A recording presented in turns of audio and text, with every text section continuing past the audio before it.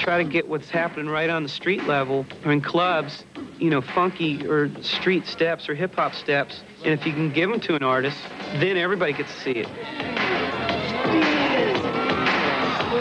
Breakdancing never went out of fashion because they're all breaking, popping, and locking. If you look at the latest dance shows, rap videos, dance videos, they're still doing it. You know, it might have calmed down. It's not straight out, but it's still there. But you have to remember that breakdancing was really recognized. When you say break, what you're talking about is the break of the record, not the person or the dance. The break is the description of the section of a record where you dance to. We would call break boys, B-boys.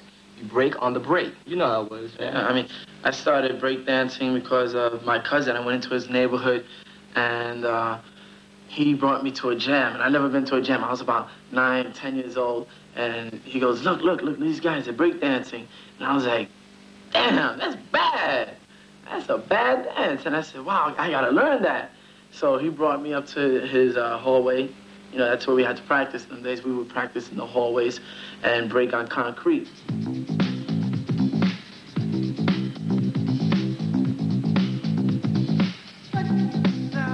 We decided to get a cardboard later on when we got sick of the cuts. You in the ghetto, you ain't got nothing to do, but you gotta do something creative to get out of it, you know?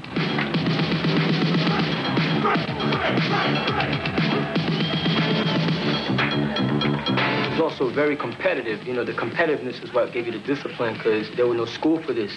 As far as how we were taught or who taught us, we learned from the streets, and the streets learned from us because you had all these different crews out. For us, it was competitiveness. That was the drive.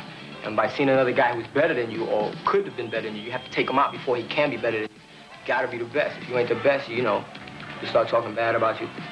It was actually a culture. Poppin' definitely started from the West Coast. New York, it was a style called electric boogie. It was more funky and more character.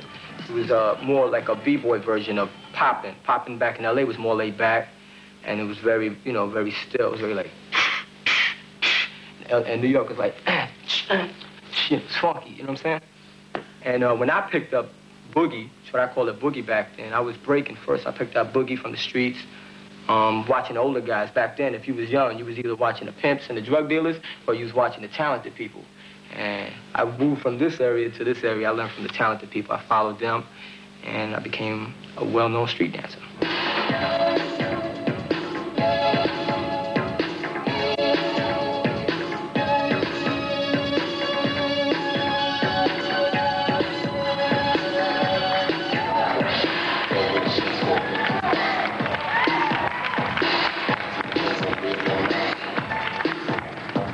About money back then. It was just about girls, you know, getting respect from the homeboys, get the hoodlums to go up to you and give you a pound without dissing you or beating you up and shit, you know, or without having to get into fights, because, you know, everybody looked at you as like a ghetto celebrity.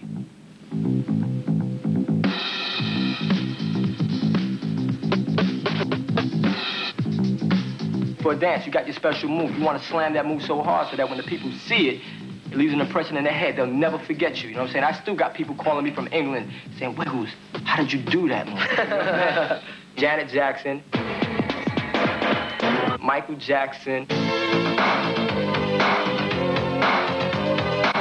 Paula Abdul, all of them still use the dance. They won't call it breaking, street jazz, or whatever they call it. Walk today. You don't jump around in a football.